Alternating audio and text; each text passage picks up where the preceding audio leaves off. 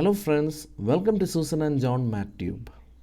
This is lesson number 1 in the exam preparation series for the second year students. And in this video, we will learn about the line integrals. Anyway, before we start, the most important question: how to use these videos effectively? So, point number 1, be ready with a pen and a paper before you start. So if you are not ready with a pen and a paper, pause the video right now and be ready with a pen and a paper. Point number 2, make sure you work out all the problems along with us. Because when you work out the problems along with us, you will become more confident.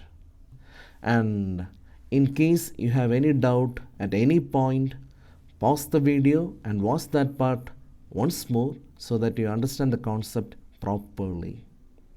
And point number 4, once you finish watching the video, go for a math textbook, any book you like, and work out a lot of problems of the same type. And that will give you an extra confidence. And finally, you collect a few past years question papers and try to work out similar problems. And if you're able to do those problems properly, congrats, you have used the video lessons effectively. So let's start with the first lesson, line integrals. Okay, now in your first semester, you learned about simple integration. And in your second semester, you learned multiple integration. That means you learned double integration and triple integration. And basically, the concept is the same: addition, continuous addition. So what is integration? Continuous addition. Now what we do is we learn how to do this for our vectors. So we are going to learn vector integration. And let's be more practical because it's your exam time. So let's do one question and learn the concept. So please note the question. Okay, so the question is: evaluate integral over C f dot dr. So remember, the line integral questions in your syllabus will almost look like this: evaluate integral over C f dot dr. And f will be given, and in this question f is given to be x square plus y square into I plus x square minus y square into j. And clearly, this is a vector in the two-dimensional plane. That's also mentioned, a vector in the xy plane. Okay, now how do you read this? Integral over C. Actually, the C is a path. It shows us the points which we should use to add all these things. Okay, and the path is given by, in the question itself it will be given, the path is given by y equal to x cube. Or they will mention C is y is equal to x cube, because they have already mentioned the path is C. And the last thing, from the origin to 1, 1. So all these things will be given in the question. Evaluate integral over C f dot dr. By the way, this f dot dr added up in your physics you might have learned, it's nothing but work done. So they might ask a question in the format, find the work done, and then they will give all the details. And that means you have to evaluate integral over C f dot dr. Okay, so the first thing to do, let's find out f dot dr. R is equal to xi plus. In the second semester, you learned vector differentiation. And in vector differentiation, we learned about this R. We take R to be any point on the three-dimensional plane. But here we are in the two-dimensional plane, xy plane. So R stands for any point on the two-dimensional plane. And R is actually a position vector. Position vector means you connect the point with the origin, and that is R. That will be xi plus yj. So if r is not specified, just take r to be xi plus yj. And dr will be the differential. So that is dxi plus dy into j. Okay, so we have f and dr, and I'll repeat, we are trying to find f dot dr. So I hope you still remember how to find f dot dr. Okay, so take the dot product, that will be x square plus y square times dx plus x square minus y square times dy. So f dot dr will be x square plus y square into dx plus x square minus y square into dy. Okay, now I'll repeat the question. We are asked to find the work done, and we already found f dot dr. Now the path. Okay, the path will be given in the question, and in this particular question, the path is a semi-cubical parabola, and the path is y equal to x cube. Now what we do is, we incorporate this path into our integrand. I'll repeat, we incorporate this path. We somehow, use this path, and we will make sure f dot dr contains that path. And that's very simple. Along with dx, we make sure y does not exist. And along with dy, we make sure x does not exist. That's it. That means we make all the quantities along with dx in terms of x with the help of the path, and all the quantities along with dy in terms of y with the help of path. That is option number 1. Now option number 2 is, you can change the whole function in terms of x. And option number 3, that is obvious, you can change the whole function in terms of y. Okay, now I'm planning to change everything in terms of x. Y equal to x cube. So the differential dy will be 3x square dx. So the differential dy will be 3x square into dx. Now what I do is, I'm going to write x square plus y. What is the value of y? X cube. What is the value of y? X cube. So if I square on both sides, it will become x to the power 6 and dx. Look at this. So the whole thing became in terms of x. Now plus x square minus, tell me what is y? X cube. So if I square on both sides, what will happen? It will become x to the power 6. And what about dy? We already have the value of dy, that is 3x square into dx. So look at this. I changed the whole thing in terms of x with the help of path. So we already included the path in integration. And let's simplify this a little bit. That will be x square plus x to the power 6 plus this goes inside, and that will be 3x to the power 4 minus 3x to the power 8, and dx will come common. So that is our f dot dr. So we are ready with f dot dr. So I'll show you the question once more. We have to find integral over c f dot dr. So f dot dr is ready, and we have already incorporated the path into the integral.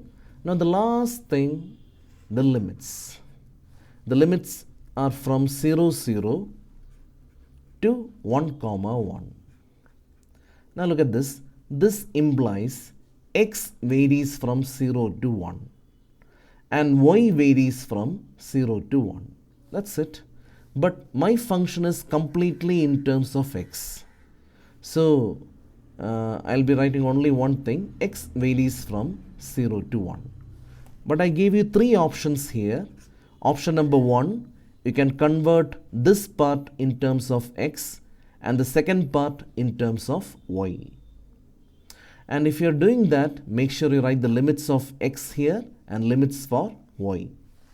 Okay, now we write integral over C f dot dr. And that is equal to integral x is equal to 0 to 1. We have f dot dr over here. X square plus x to the power 6 plus 3x to the power 4 minus 3x to the power 8 dx. Now the last part, integration, and that will be very easy for you. So the first function becomes x cubed by 3 and x to the power 7 by 7 plus 3 into x to the power 5 by 5 minus 3 into x to the power 9 by 9 within the limits 0 to 1. When you plug in the upper limit, all these x will become 1. So you're going to get 1 by 3 plus 1 by 7 plus 3 by 5 minus 3 by 9, that is 1 by 3. Minus, when you plug in the lower limit, all these things will vanish and you can simplify and find the answer by yourself. So I hope you understood how to evaluate line integrals. And one more thing, even though we use the word line integrals, we are using curves. The graph of y equal to x cubed, the path which we used just now, moves like this. It's a semi-cubical parabola. So line integrals need not be about line. It can be about two-dimensional curves. Okay, so let's try one more question and make the concept clear. Okay, so the second one, evaluate the integral over C x square minus y times dx plus y square plus x times dy, where C is a line. Yeah, finally a line in line integral. So C is a line. So the path is given to be a line joining the points 0, 1 and 1, 2. So they have already found f dot dr. So they have saved a step. So look at this. They want you to find the work done, and the path they use is a line. Do you remember the equation of a line joining 2 points, x1, y1 and x2, y2? Okay, so first what we do is we write the equation. I'll write the general equation. You can note it somewhere. The equation of a line joining x1, y1 and x2, y2. It is given by y minus y1 equal to y2 minus y1 by x2 minus x1 times x minus x1. So the equation will be y minus y1 is equal to y2 minus y1 by x2 minus x1 into x minus x1. That is y minus 1 is equal to 2 minus 1, 1, so x. So y will be equal to 1 plus x. So we have the path. Once more, I'll repeat what I told you in the first problem. Look at this. We are given f dot dr. And we have to integrate over C, and this is our C. So we have to incorporate this path into this integral. And we have three options.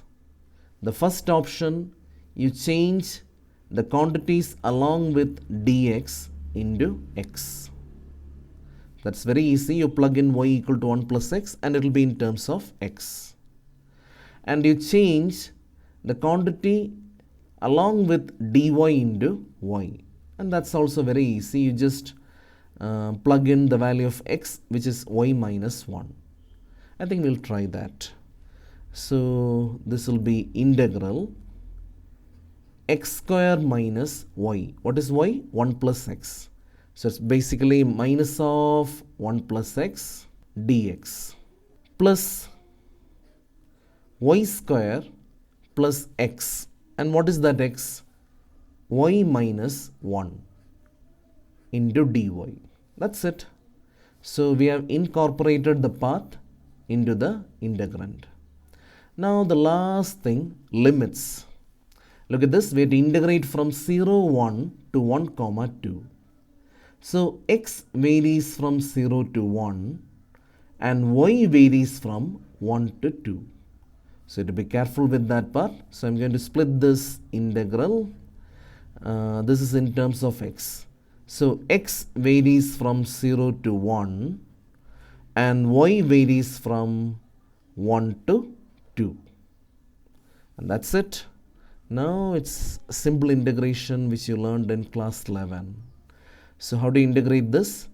X cubed by 3 minus, if you integrate 1, you get x, minus x squared by 2 within the limits 0 to 1 plus y cubed by 3 plus y squared by 2 minus y within the limits 1 to 2.